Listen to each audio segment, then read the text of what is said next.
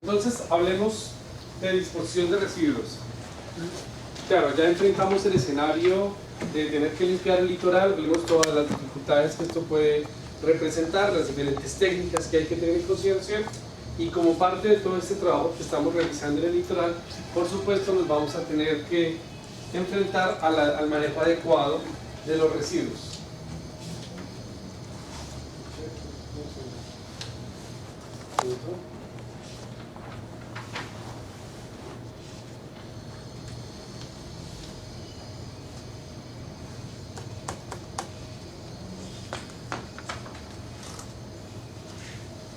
Aquí podemos ver un escenario típico de lo que vamos a nosotros enfrentar cuando estamos atendiendo una emergencia. Residuos en playa de arena, residuos en playa rocosa, en riberas de ríos, residuos en zonas terrestres, cuando el crudo migra antes de alcanzar un cuerpo de agua. ¿Cómo es el balance de materiales de residuos en una operación de control de derrames? Para un derrame de 1000 metros cúbicos, en general, esto es solamente referencial, recuerden que hay que hacer el cálculo. Si tenemos pérdidas por evaporación del 25%, estos son 750 cúbicos menos, emulsificación hasta el 80%, pues nos van quedando 3750. Respuesta en el mar, recuperación 20% y limpieza del litoral. En general, residuos por disponer, 750 metros cúbicos de residuos, que podrían llegar a ser hasta 7500 metros cúbicos de agua aceitosa o 30.000 metros cúbicos de residuos sólidos. Entonces, todo el hidrocarburo que llega al litoral, que llega a tierra, comienza a generar residuos de manera exagerada. Miren cómo 1000 metros cúbicos, 1000 toneladas de fluido, se puede multiplicar hasta por 30, solamente por concepto de residuos sólidos, y casi 8 veces más de residuos líquidos. Y eso asumiendo que tenemos pérdidas por evaporación importantes. Claro, esas pérdidas por evaporación no alcanzan a compensar la cantidad de volumen que se incrementa cuando el producto se emulsifica. La emulsificación juega siempre en nuestra contra. Por ejemplo, para el evento de Lérica, el derrame fue de 19.800 toneladas y los residuos que se recuperaron por los trabajos de limpieza fueron de 210.000, o sea, casi 20 veces más.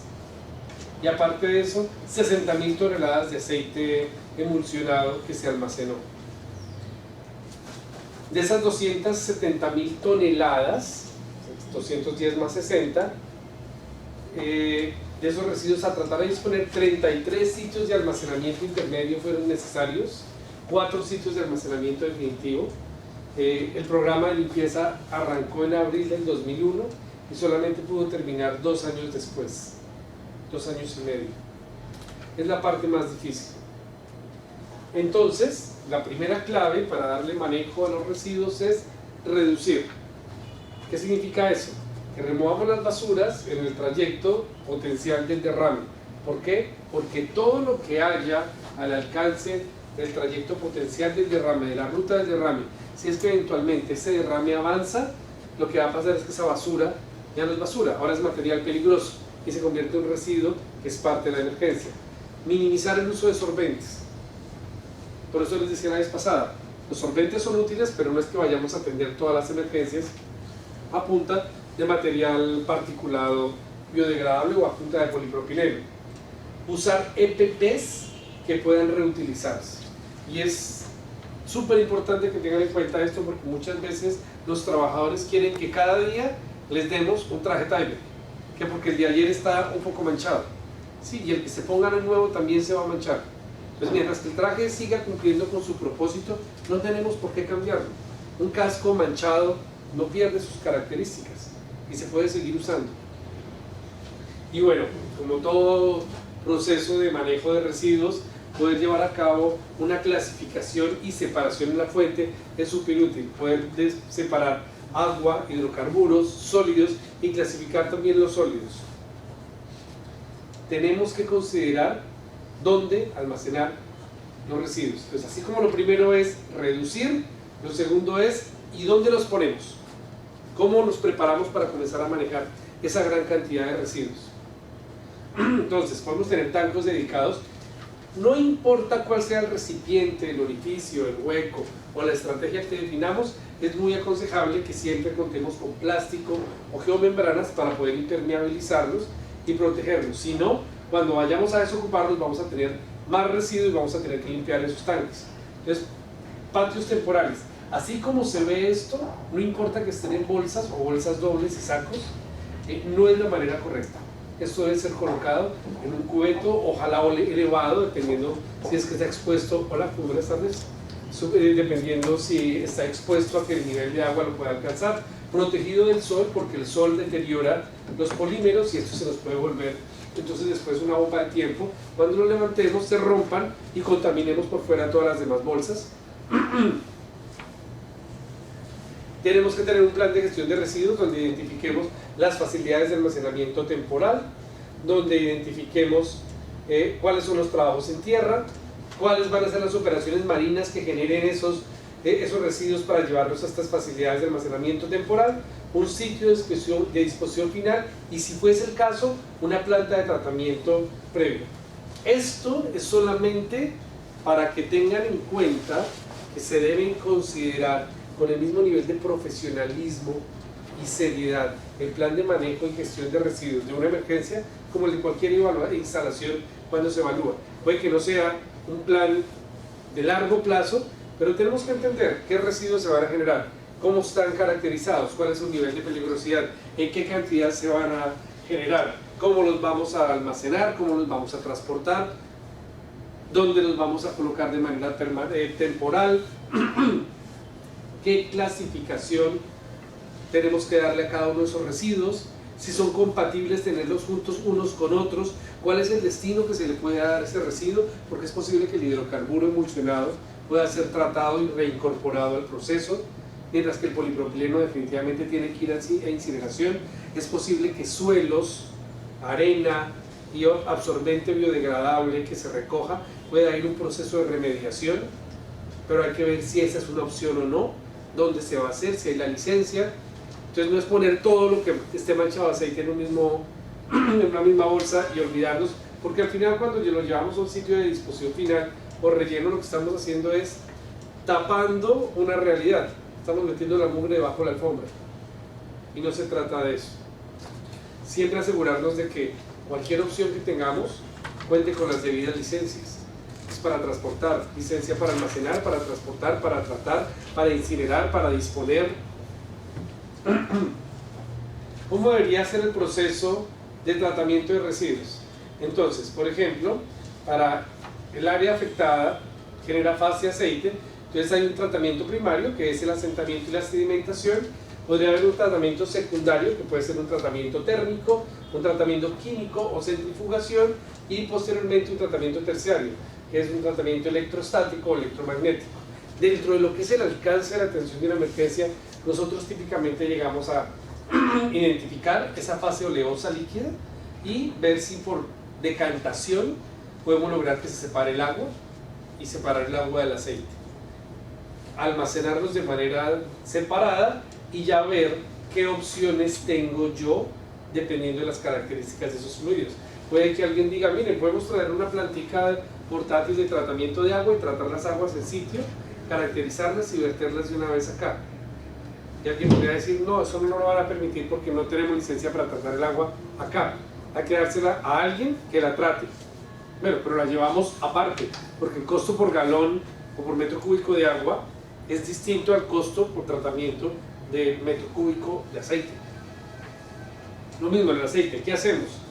Lo podemos vender, se puede valorizar, el dueño del aceite le interesa recuperarlo y hacerle alguno de todos estos procesos que típicamente se hacen en planta.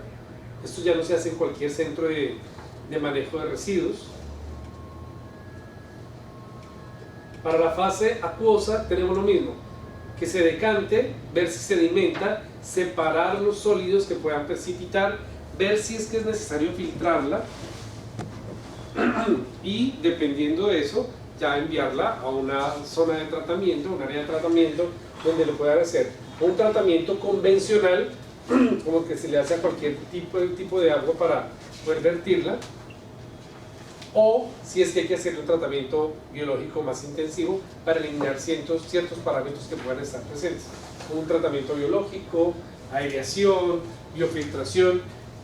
A veces en campo con hidrocarburos livianos es posible tener grandes cantidades de agua que se ven limpias pero que huelen a hidrocarburo. Entonces es posible que a veces esas aguas se puedan tratar en sitio, como oxigenándolas, mezclándolas con carbón activado. O sea, hay técnicas de llevar a cabo el tratamiento en sitio y no tener que transportar camiones y camiones cisterna con agua. Pero va a depender mucho el sitio, va a depender la autorización que logremos de parte de la autoridad ambiental y el ente fiscalizador para poder hacer ese tratamiento y sobre todo para poder vertir el agua. Porque, ojo con esto, cuando el hidrocarburo toca el agua y el agua se ve impactada por su contacto con el hidrocarburo, el agua está ahí, somos responsables de sacar el hidrocarburo. Pero cuando ponemos el skimmer, y si es no selectivo, es peor, comenzamos a usarlo y comenzamos a sacar hidrocarburo, y con el agua, o sea, junto con el hidrocarburo agua, cada centímetro cúbico de agua que saquemos se vuelve nuestra responsabilidad. O sea, ya no puedo cogerlo, sacar los dos fluidos, separarlos y decir, ok, ya separé mi hidrocarburo, ahora esta agua la vuelvo a botar. No, porque ese es un vertimiento no controlado y no autorizado. Buenas tardes.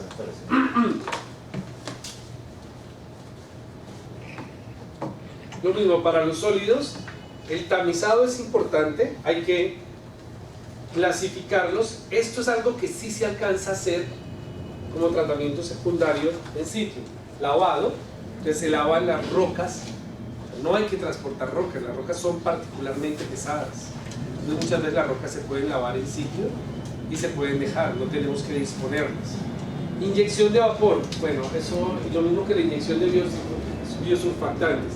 Esto ya comienza a ser parte de procesos de remediación.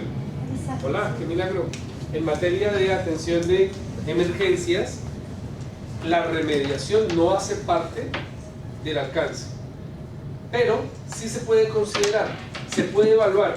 Si hay una gran cantidad de suelo y nos va a tocar llevarnos, el ejemplo que les contaba en la selva, 6.000 toneladas de residuos a 800 kilómetros de distancia, uno podría pensar, venga, ¿por qué no las tratamos en sitio? Seguro que va a salir significativamente más barato. Y no es solamente el precio, es el riesgo de mover esa gran cantidad de residuos que por donde se vaya moviendo está exponiendo el agua, las carreteras y toda la ruta de transporte del residuo.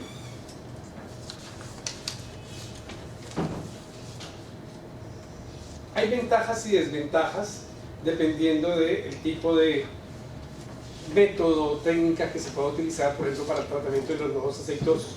Aquí ustedes ven 5 opciones: land farming, encapsulación, fijación con soda, distorsión térmica y bioremediación. Buenas tardes, Gloria. El land farming, ¿saben cuál es el land farming? Land farming es coger el suelo, mezclarlo con nutrientes, hacer unas pilas y dejarlas quietas. Usualmente se cubren para que no se vean afectadas por el agua. Al cubrirlos aumentamos la temperatura y ese aumento de la temperatura también entonces promueve el crecimiento bacteriano, pero el land farming es un proceso aerobio y al cubrirlo lo estaríamos haciendo anaerobio. Entonces es necesario o hacer huecos y colocar tubos a través del cual pueda ingresar aire para que la temperatura igual se regule, pero haya oxígeno para el sistema, o se colocan mangueras perforadas con las cuales se inyecta aire. ¿Funciona? Sí, es súper económico, es decir, hago la zona impermeabilizada, pongo el residuo, puedo crecer hacia arriba 2 metros, 3 metros, 3 metros es mucho, pero 2 metros y medio sí puedo llegar a hacer una pila para hacer land farming. ¿Cuál es el asunto? Que ahí me puedo estar 1 año o 2. Claro, solamente tengo que ir de vez en cuando a mirar cómo va, hago un muestreo y me vuelvo a ir. Digamos que el residuo se va descontaminando solo únicamente con los nutrientes que inicialmente le adicioné. La encapsulación lo que busca es encapsular el hidrocarburo presente en ese material.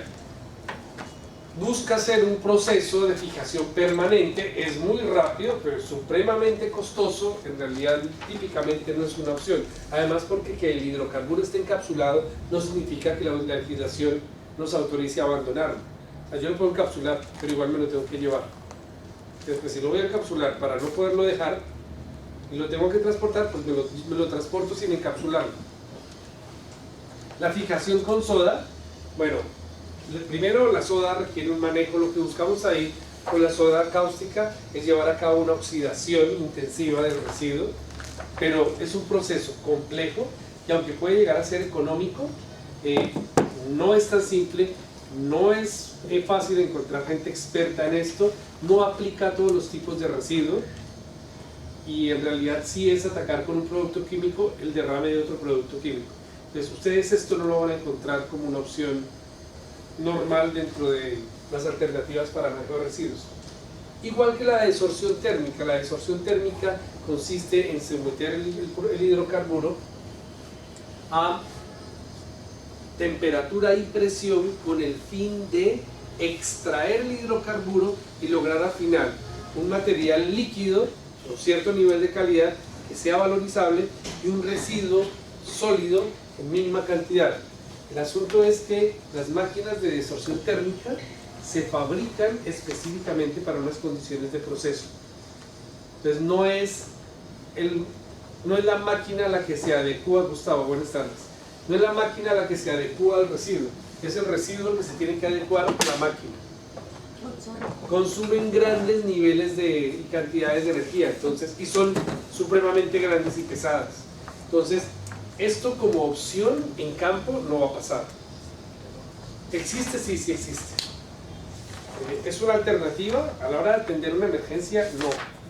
¿Qué tenemos en el Perú? A veces se hace en el farming o se transporta y se dispone. ¿Qué se está haciendo como tema? Digamos que este tema para nada es novedoso, pero en el Perú está comenzando apenas a coger auge para eventos de gran magnitud, la bioremediación, que es muy parecida al land farming, pero en vez de demorarnos 1 año, 2 años, lo podemos hacer en 1 mes o 2 meses. Y era lo que les explicaba al principio del curso. Con esos mismos nutrientes, aplicar también productos que nos permitan romper las cadenas de hidrocarburo y hacer que los microorganismos presentes, que se multiplican por esos nutrientes, comiencen a comerse esas cadenas. En el land farming la cadena de hidrocarburos está intacta. Nadie la ha cortado, como la vaca. Nadie la ha sacado en filetes. Entonces es difícil que le inviten a un asado y le alcancen a uno solamente la vaca. Cuando le pasa a uno ya su platico con la parrilla ya es distinto, uno se anima a comer. Entonces la bioremediación sí puede llegar a salir un poco más costosa que el land farming, pero es mucho más rápida. Y por supuesto no siempre se puede aplicar, porque para levantar 5 o 10 metros cúbicos, pues los pongo en una volqueta y me los llevo. No tiene caso quedarme 30 días contemplando un suelo en ese volumen que perfectamente lo cargo. Y ¿cuánto me cuesta? El transporte no sumará más de 6.000 soles y la disposición 1.000. Eso no da ni para los 3 primeros días de remediación. Hay que tener maquinaria, un área impermeabilizada, personal, productos. Al final lo que hay que hacer es considerar las diferentes opciones para los materiales aceitosos, evaluar cuál es la mejor y no casarse con ninguna, porque es que no hay una que sea mejor que otra. Tienen ventajas y desventajas. La incineración, que es la otra opción que se utiliza en el Perú, in situ no es factible.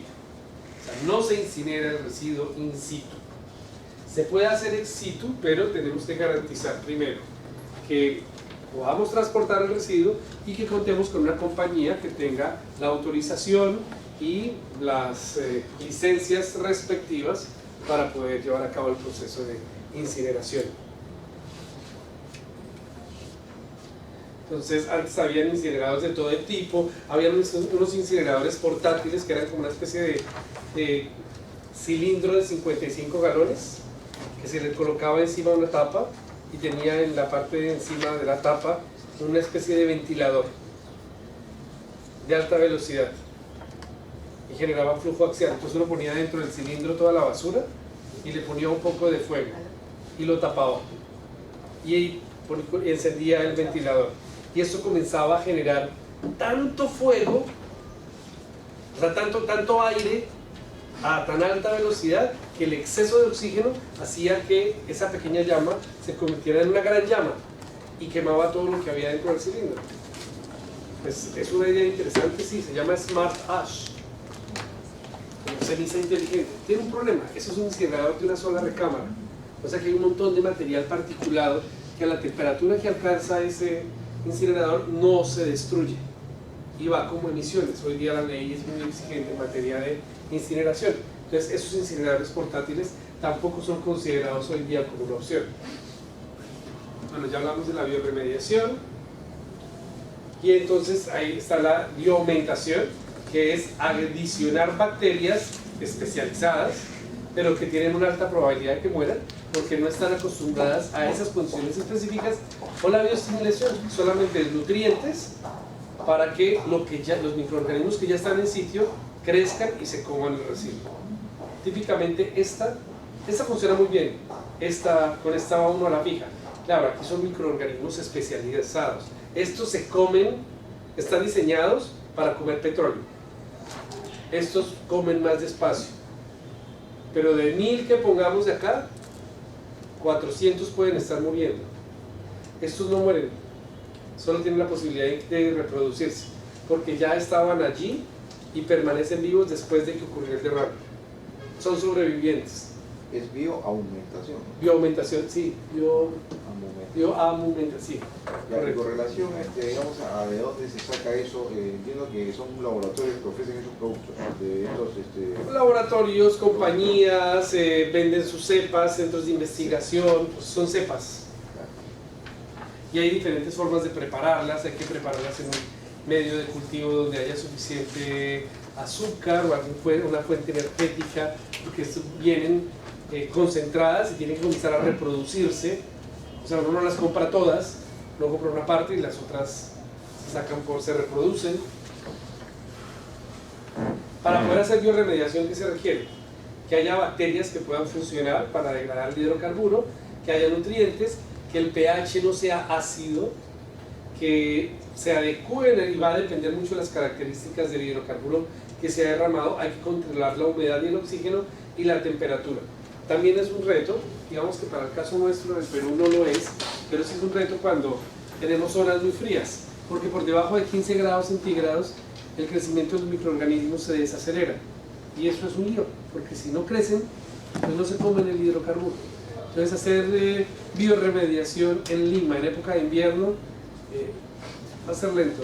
Nos toca esperar a que entre el verano para comenzar a ver resultados. ¿Qué aspectos claves tenemos?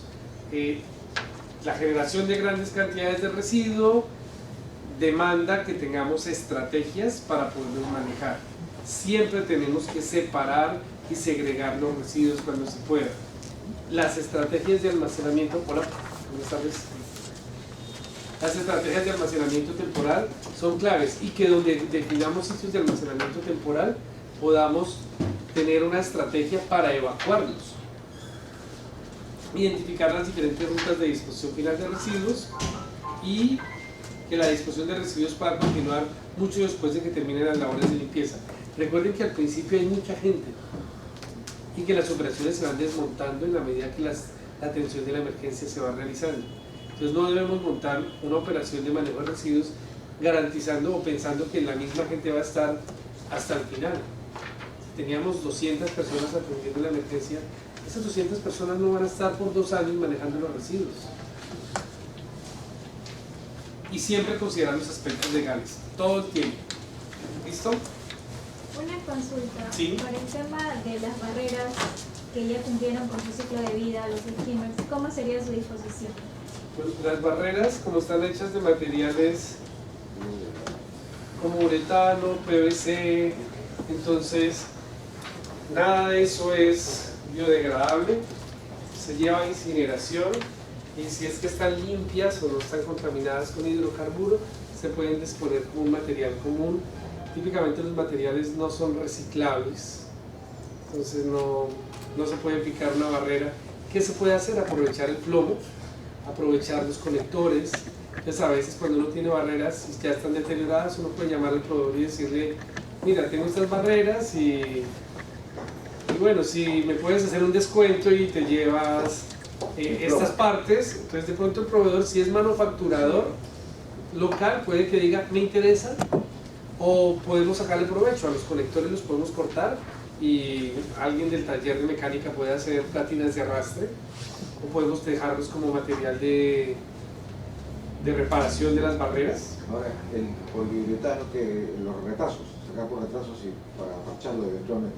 Sí, también se puede usar, El- tener el pegamento, la lija, pero pues lo que necesitamos para tener un kit de reparación es poco, saldría mucho.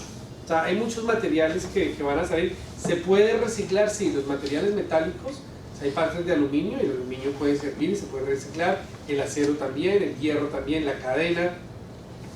Sí, el poliuretano, Poliuretano. Es también un tipo de plástico, ¿no? Va Sí, por ahí. pero es que hay plásticos que tienen la posibilidad de volverse a calentar y reutilizarse. Este no. Hay otros que no, que si uno los calienta, como el polietileno, con lo que se hacen las bolsas plásticas.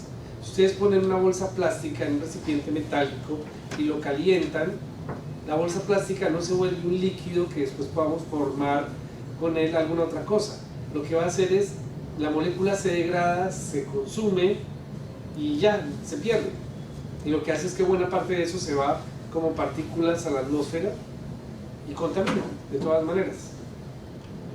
Ese es el polietileno, pero sí hay plásticos que se pueden calentar y se pueden reutilizar, como el plástico de las botellas. Hay muchas empresas, las empresas de sorbetes utilizan PET o el plástico de las botellas, las pican, lo funden, lo extruyen y sacan sorbetes incluso. Es un problema, hay fábricas, yo conocí fábricas de estos agitadores de café y de azúcar que las hacen con botellas recicladas y eso se vende al por mayor. Bueno, ya no tanto, ahora hay un poco más de cultura frente al uso de eso. El asunto es que yo he visto esas botellas sucias recicladas, no las lavan una por una para luego picarlas y después hacer los palitos agitadores. O sea, no hay que comprar palitos agitadores o sorbeticos en cualquier parte, porque ustedes saben que en las botellas no solamente se almacena gaseosa y refrescos, sirven para transportar de todo, y ahí lo dejo, pero es de todo. También ¿Listo? También hacen arroz los chinos con botellas. Arroz de Sí, eso también vi una vez que el arroz de Colombia era plástico. Arroz de plástico, claro. Sí, sí, sí. Y el polar también lo hacen de plástico. Claro, lo la ropa funden se hace de plástico, y lo hilan. pero eso es poliéster. Y dependiendo de la forma como sale el hilo y como lo entorchen, la tela puede quedar suave, lisa, rugosa, térmica, no La térmica. forma. O sea, es una maravilla, es ciencia. Así es. Como el plástico sirve para hacer de todo, pero contamina. Todo está hecho de petróleo. Ahora vamos a hablar de la seguridad en las operaciones de respuesta a derrames. Y una vez más, tenemos que considerar cuando el riesgo es aceptable, como eso que ustedes van a ver acá. ¿Creen que esto es aceptable? Ni hablar. Sí, seguro. Definitivamente no. De repente ha sido. ¿Cómo se llama? Ahora el urigancho está ahí. Entonces, ¿qué riesgos podemos encontrar en las operaciones de respuesta? Y hacer su trabajo. Ruido, frío y estrés por calor, incendios y explosiones, resbalones, tropiezos, caídas, riesgos ergonómicos, riesgos por operación de grúas e izaje de cargas, caída de objetos, fatiga, agotamiento, riesgos en maniobras de embarcaciones, exposición a productos químicos como H2S, benceno, vapores orgánicos, riesgos respiratorios, riesgos de vida silvestre, radiación no ionizante por la exposición al sol, insolación, riesgo por la operación de aeronaves, el riesgo de ingresar a espacios confinados. En realidad hay un montón de riesgos a los que estamos expuestos todos los que nos estamos involucrando en una operación de derrames. Entonces, dependiendo del tipo de riesgo, tenemos que tomar las previsiones y garantizar la seguridad de las personas. Entonces está la presencia misma del hidrocarburo, las condiciones climáticas, el mismo equipo de respuesta representa un riesgo, los químicos de limpieza o los productos que usamos, las condiciones en sitio. Uno pensaría, la bolsa de absorbente biodegradable particulado que se usa para recoger el derrame, que se puede abandonar porque es seguro, es el mejor producto. Pero si no me pongo una mascarilla cuando lo esté aplicando, voy a terminar con la nariz y los pulmones llenos de ese material particulado.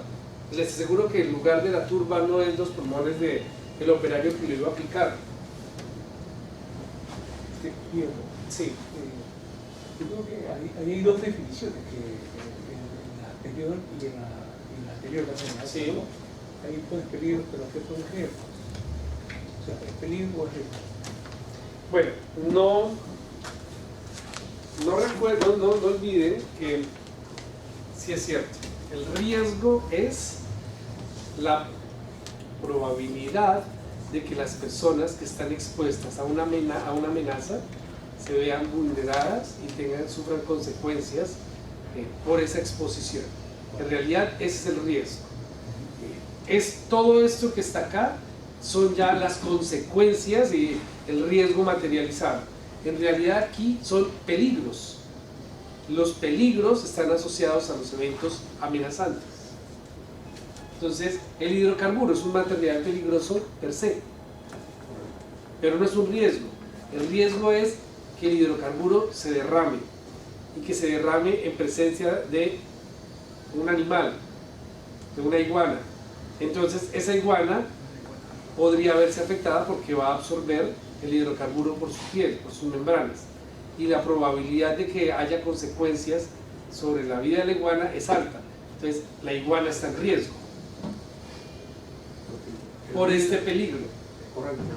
Y el anterior no es un riesgo. Gracias. No, Es un peligro. pero digo, pues una fuente de peligro. Claro, El porque la ruido es un consecuencia peligro. es que cause hipoacusia, disminución de la Si la audición. hipoacusia sería la consecuencia. Correcto, ese es el riesgo. Exponerse a altos niveles de ruido por consecuencia de Bueno, sí, disminución creo que sí es válido, habría que hacer, porque es que aquí están listados en los términos en los que la seguridad industrial los define. Correcto. Aquí nosotros, el peligro, así en resumen, es cualquier cosa que pueda hacer daño. Sí, correcto. Y el riesgo es cuando el peligro ya se ha materializado. Se materializa, Así es. correcto. Por ejemplo, en el caso de un riesgo ergonómico, no, está muy difícil. Fatiga y agotamiento, Esa es una consecuencia. correcto. ¿Cuál es el peligro? El peligro, mala postura, lo económico podría ser. La mala postura es el peligro. ¿No? La carga, tal vez, O una carga pesada, claro. Pero también es el hay- peligro. Es que la cosa se vuelve a veces complicada, pero sí estoy de acuerdo contigo. No todos son riesgos como tal. Estos sí son peligros, fuentes de peligro. Ahora, miremos para cada uno de esos riesgos de peligro qué elementos hay asociados a ellos. Para el caso del hidrocarburo, sus características de toxicidad que se pueden materializar por inhalación, contacto con la piel o ingestión, sus características de inflamabilidad que pueden derivar en incendio o explosión, los componentes tóxicos que puede tener el hidrocarburo, como el sulfuro de hidrógeno, tolueno, sileno, los BTEX y algunos otros hidrocarburos aromáticos. Por ejemplo, para el caso del sulfuro de hidrógeno, ¿qué efectos tiene? Inicialmente inhibe el sentido del olfato, provoca mareos y tambaleos, disminuye el sentido de coherencia y responsabilidad, comienza a doler la cabeza, se pierde la conciencia, irrita los ojos y posteriormente a largo plazo puede ocasionar paros respiratorios y cardíacos o la muerte. Entonces, por eso cuando sabemos que el hidrocarburo puede tener presencia de H2S, la gente debe entrar con monitores de niveles de H2S que les permitan advertir la presencia del gas y evacuar de manera oportuna. ¿Qué indicaciones de exposición tóxica debemos tener en cuenta para el caso de los hidrocarburos? Pérdida repentina de peso o cambios en el apetito, fatiga inusual y dificultades para dormir, irritabilidad inusual, erupciones en la piel, llagas o alergias, pérdida de audición, de visión, cambios en el sentido del olfato, falta de aliento, asma, tos, producción de esputo, dolor en el pecho, náuseas, vómito. En realidad, cualquier cambio o cualquier señal anormal que observemos en los trabajadores no debe ser considerada como un evento aislado, sino que debemos tomarla muy en serio y tratar de identificar cuáles podrían ser las causas que estén motivando esa patología, porque es posible que esa persona sea el evento de alerta que nos impida o nos permita impedir que se presente el mismo fenómeno en otras personas. Ahí también el Sí. hidrocarburo, o sea, la exposición al hidrocarburo disminuye la audición también. No, ¿dónde está? Pérdida de audición, dice. Espérate, Acá en la columna derecha, la penúltima. derecha penúltima. Izquierda, perdón. Pérdida de audición. Sí. Aparece dentro del material del IMO. Yo no estaría tan seguro que sea un efecto inmediato, pero si tú comienzas a estar expuesto a vapores tóxicos procedentes de los hidrocarburos, dentro del mismo proceso de fatiga, de pérdida de conciencia, puedes también tener efectos como que no tenías estás confundido, no escuchas bien, puede que oigas, aquí sería, escuchas el ruido, pero no prestas atención a él porque puedes estar teniendo problemas de conciencia. Sí, puede que no sea exactamente la audición, el oído puede estar funcionando, pero lo que nosotros podamos interpretar de que se capta no nos traduzca ningún tipo de significado por la pérdida de conciencia que se pueda estar experimentando. En todo caso sería una pérdida de coordinación o Sí. percepción, ¿no? Porque la pérdida de audición solamente se causa por algún daño En el sistema en el auditivo. sistema auditivo por un ruido excesivo, ¿no? Sí, sí, es un buen punto. Buen punto. Como queda grabado, lo uso luego para hacer una revisión al material válido. Frente a la inflamabilidad, debido a la presión de vapor, podemos tener mayores niveles de inflamabilidad. Las altas temperaturas también aumentan esa presión de vapor, por lo tanto, esa inflamabilidad también aumenta. Y con la evaporación de un porcentaje pequeño, ya podemos lograr que ese material deje de ser inflamable. Entonces puede seguir siendo combustible, pero ya no es inflamable. ¿Sí comprenden? Muy bien. Pero no se estaría solamente aumentando el porcentaje o disminuyendo en este caso el porcentaje de inflamabilidad.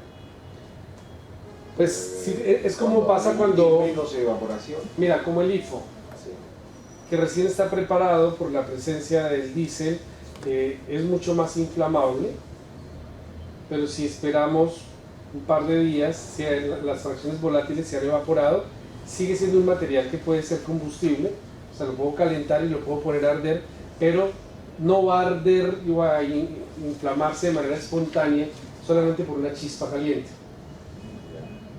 Ok, o sea, el término inflamable está relacionado ahí con la inmediatez de la Correcto. autoignición. Entonces, ¿qué fuentes de ignición podríamos encontrar? Fuegos locales, cigarrillos encendidos, sistemas eléctricos o arcos eléctricos, electricidad estática.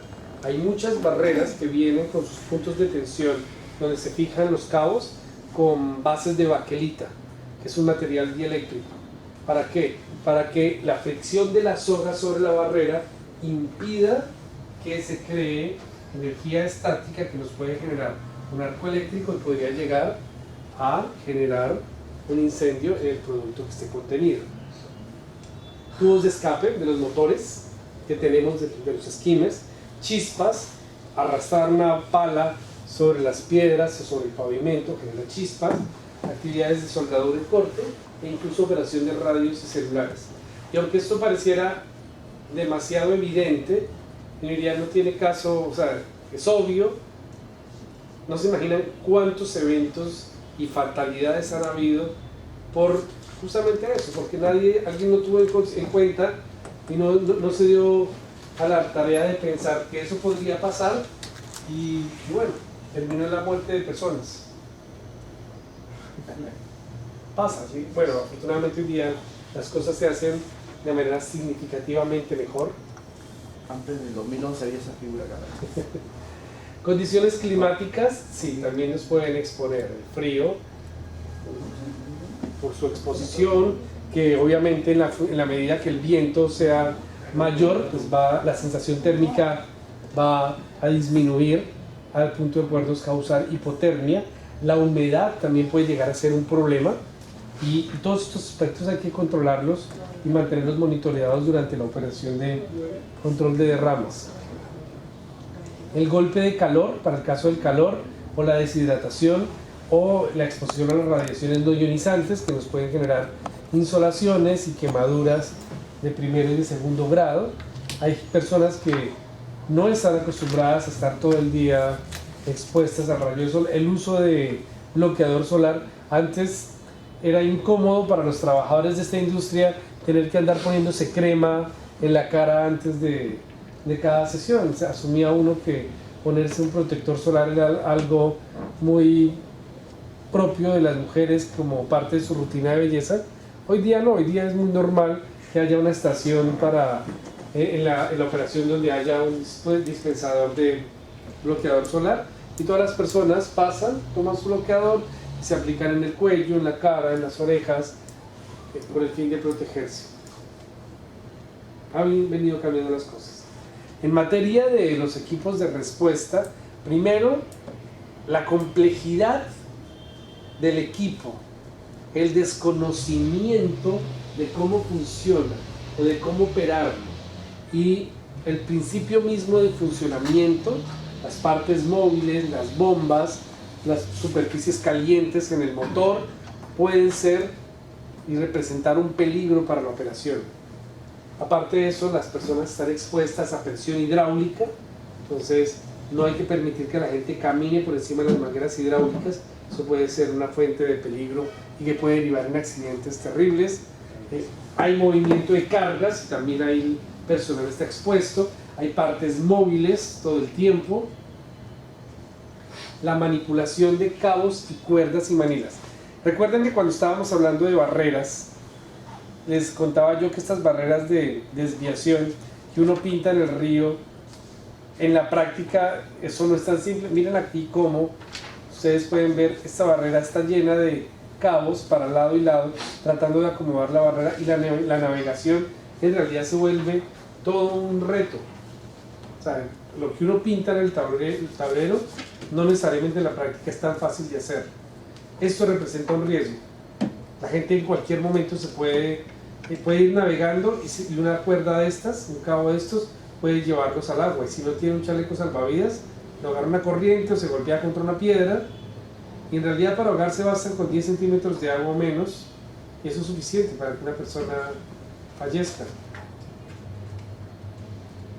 Los sistemas hidráulicos, que en muchas ocasiones alcanzan hasta los 3000 psi, los acoples, que pueden llegar a estar calientes, o pueden llegar a tener, si son acoples de mangueras, si el producto está presurizado, liberamos la manguera y puede verse la persona expuesta a un golpe o al contacto directo con el material. La condición del equipo definitivamente hace la diferencia.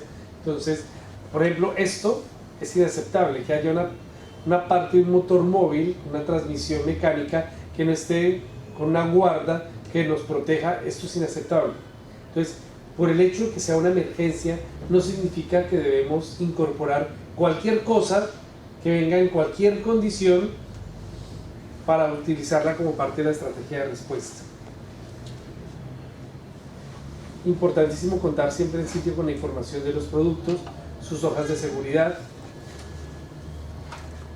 que la gente sepa qué significa eso y como muchas veces vamos a tener personas que son nuevas, gente contratada de la comunidad que recién están comenzando a trabajar por primera vez en una operación de estas, pues hay que explicarles qué significa MSDS, cómo se lee esta hoja, qué propósito tiene, dónde la van a encontrar, qué hacer en caso de que alguien se vea expuesto a una sustancia de estas, bien sea por contacto, inhalación, ingestión, contacto con los ojos. Y bueno, aquí ya no se espera que a las personas se les haga una explicación muy profunda acerca de los límites de exposición o los valores promedios de exposición definidos por organismos como la OSHA en función de cuáles son esos umbrales límite para garantizar la seguridad de las personas, o cuáles son esos niveles de exposición máxima a los que las personas deberían exponerse. Hay que ser súper simples y claros con la gente. A veces por darles mucho se les termina confundiendo y no se logra el objetivo. Entonces, pero sí tenemos que garantizar una persona que esté monitoreando estos parámetros cuando tengamos la presencia de sustancias que puedan llegar a comprometer la salud de las personas. Y por supuesto tenemos que tener en cuenta las condiciones del sitio de trabajo. Hay riesgos biológicos en las operaciones acuáticas, también hay riesgos en las operaciones costa afuera, en las costas, en el río. Entonces, la exposición a animales salvajes, a insectos, a picaduras, abejas, avispas, serpientes, caimanes, incluso dependiendo de cómo se lleva a cabo la operación, podemos vernos expuestos a los animales en las zonas de alimentación, en las zonas de descanso, no solamente en las zonas de operación. En las operaciones costa afuera, las personas están expuestas al oleaje, a la intemperie, una caída, hombre al agua, la insolación por la radiación no ionizante. El uso de gafas oscuras no es un capricho, no es en aras de fortalecer la personalidad de nadie, en realidad se utilizan con el propósito de proteger la retina del nivel de radiación al que nos podemos exponer en una operación de estas. En la costa estamos expuestos a acantilados, rocas, las zonas intermareales, manglares, playas lodosas, fauna silvestre. Uno puede quedar fácilmente enterrado, los pies de uno se le pueden enterrar entre las raíces de un manglar y terminar uno tronchado sin darse cuenta. Si estamos en el fango y vamos con botas de jeve, cuando menos pensemos estamos sacando el pie y la bota se está quedando enterrada, o vernos enterrados y no ser capaces por nosotros mismos y nuestros propios medios de salir de una zona fangosa. En las operaciones del río, los niveles de riesgo suelen ser muy altos porque tenemos corriente, hay inestabilidad en la orilla, también hay remolinos y oleaje que generan otras embarcaciones, la gente está expuesta también a la insolación, al riesgo biológico, hay emisiones, los taludes pueden llegar a ser inestables, las orillas resbalosas, y siempre hay fauna silvestre que está, obviamente entre los ríos ser más grandes, es cuando pues ahí no estamos tan expuestos, pero cuando ingresamos a un bosque de galería, de una quebrada, de un caño pequeño, allí perfectamente podemos encontrar nidos de avispas, serpientes, fauna que puede comprometer la seguridad de las personas. Es por eso que tenemos que tener siempre un plan de seguridad del sitio, que describa las condiciones del sitio, que evalúe los riesgos, que determine las condiciones y las prácticas de seguridad e higiene que van a ser implementadas, que haya un código de comunicaciones y señales que esté acordado para ser manejado en caso de un evento, que se hagan reuniones de seguridad in situ todos los días y que existan procedimientos de evacuación médica, para lo cual necesitamos personal clave, personal HSE vinculado, no solamente un profesional, sino que tenga profesionales junior o otro personal formado, entrenado, que esté vigilando, que esté haciendo observaciones. Recuerden que la seguridad basada en el comportamiento es clave y que el hecho de que esta sea una operación totalmente atípica no significa que la podamos hacer bajo condiciones subestándar, todo lo contrario.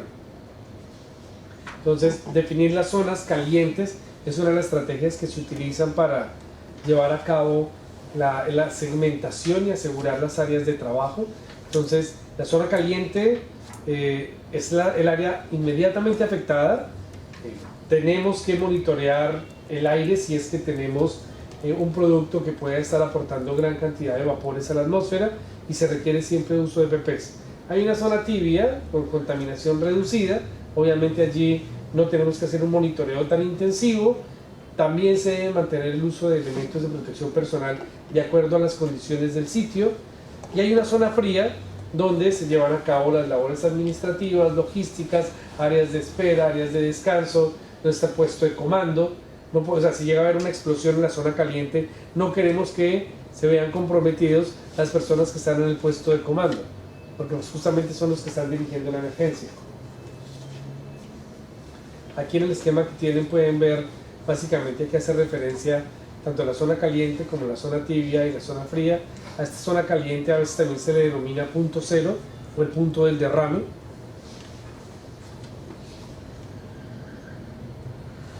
¿Cuál es el objetivo? Asegurar la operación.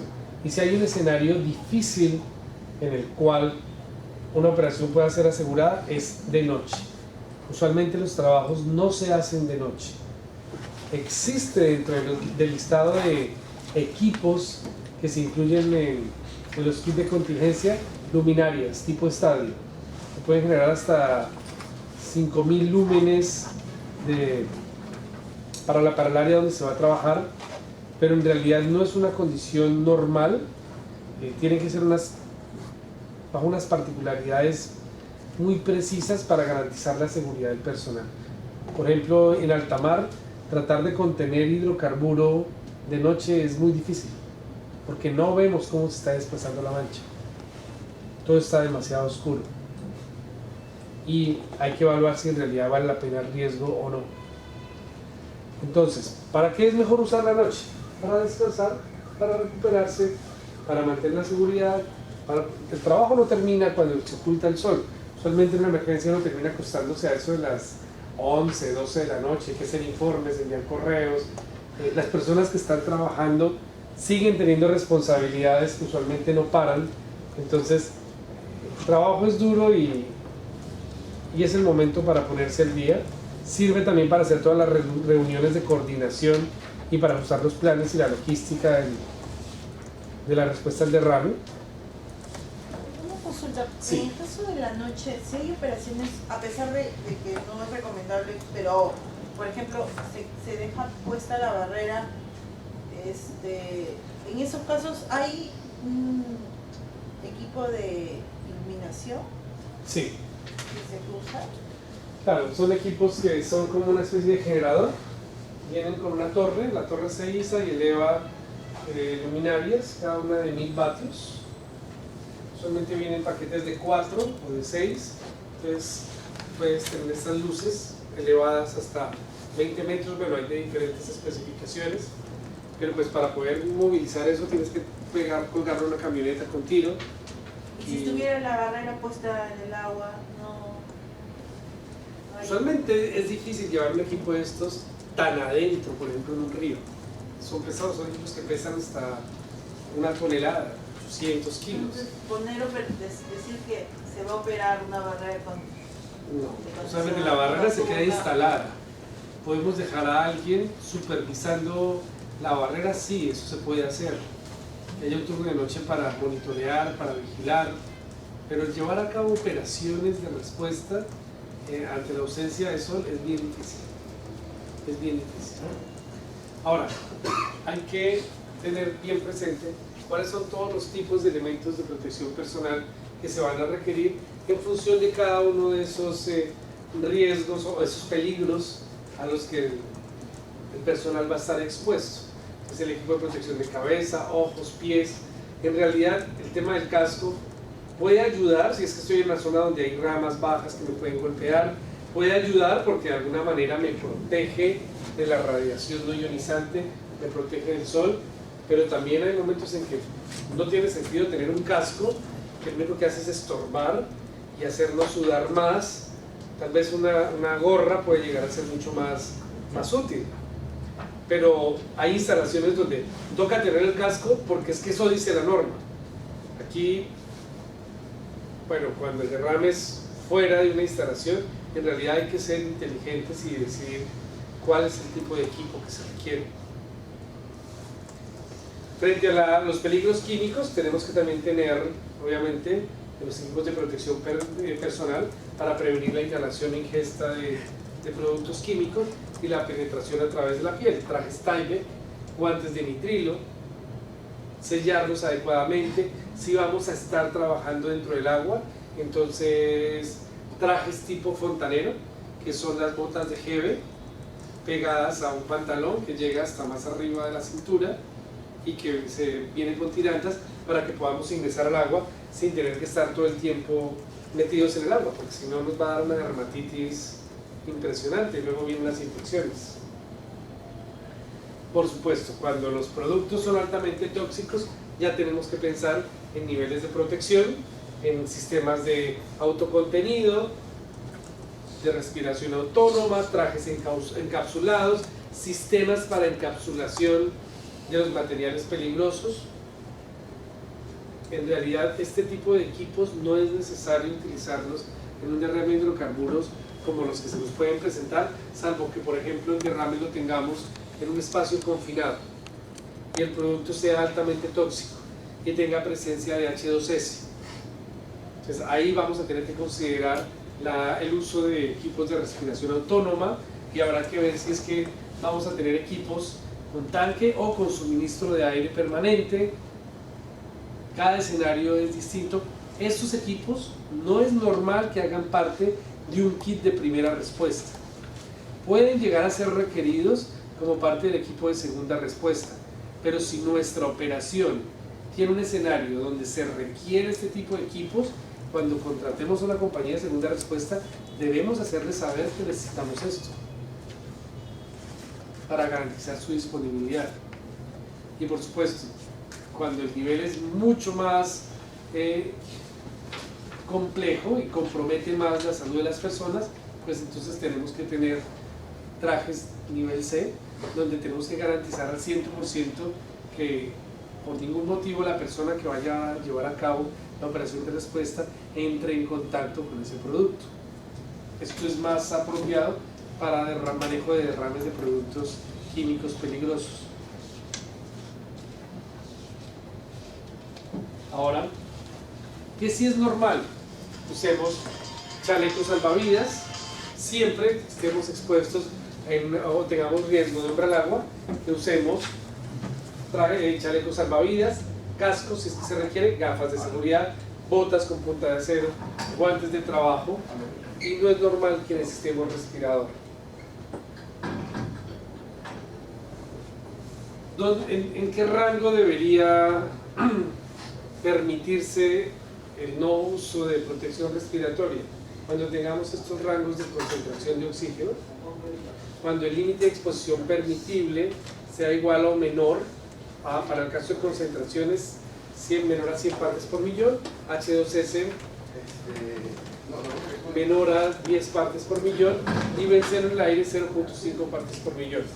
Cuando tengamos disponible ventilación natural o mecánica, o cuando haya ausencia de neblina o rocío de petróleo. En realidad, cada escenario es muy particular y aquí no se trata de que ustedes hagan expertos como profesionales HSE. O sea, esta es toda una ciencia.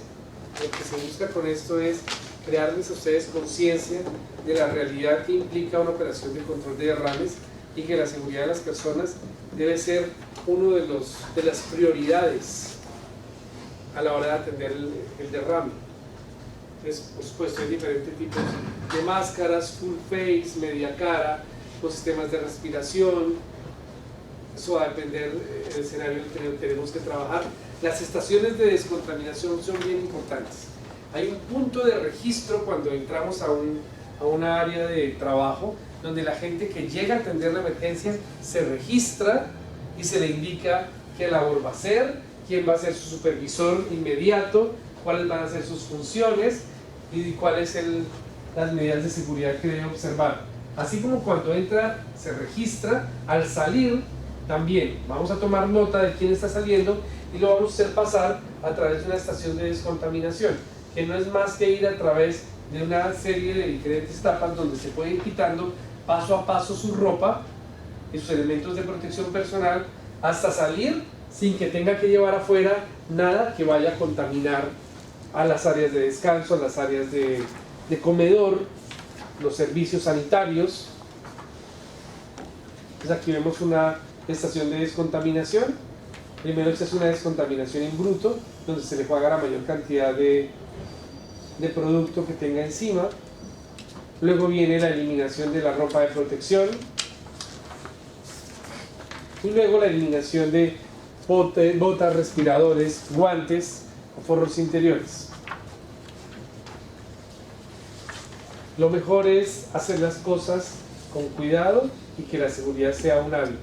El asunto es que recuerden, no vamos a trabajar siempre con personas entrenadas, no todo el personal que está involucrado en la operación es experto, muchas veces ni siquiera saben leer o escribir, es una condición normal que uno puede llegar a encontrar y sobre esa base uno tiene que trabajar para poder enseñarles cómo hacer las cosas de manera segura.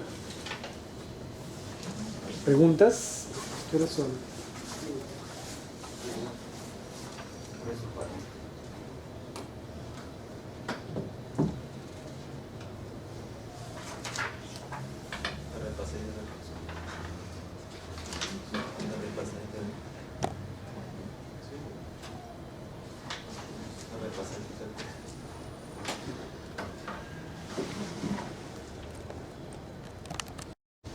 Después de cualquier entrenamiento o después de cualquier ejercicio, siempre el equipo debe ser lavado con agua fresca.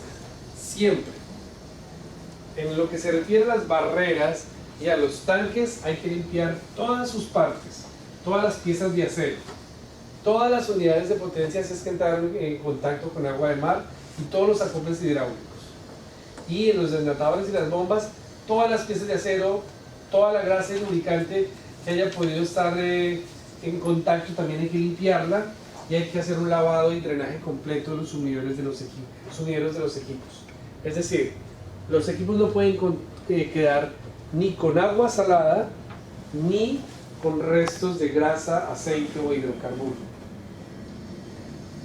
Después de cualquier operación hay que hacer una limpieza del área que estuvo impactada con hidrocarburo. Hay que limpiar en lo posible poco después de haber utilizado el equipo. Si es necesario, utilizar equipos de alta presión, hidrolavadoras, y al final lavar con agua dulce. No se limpian las barreras en la cubierta de una embarcación. Se recogen y se llevan a tierra en un lugar donde podemos controlar las aguas aceitosas.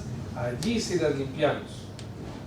No es una buena práctica, que es distinto y además tampoco tenemos suficiente agua dulce en cubierta como para enjuagarlas. Entonces las recogemos, las llevamos a tierra y allí sí las lavamos.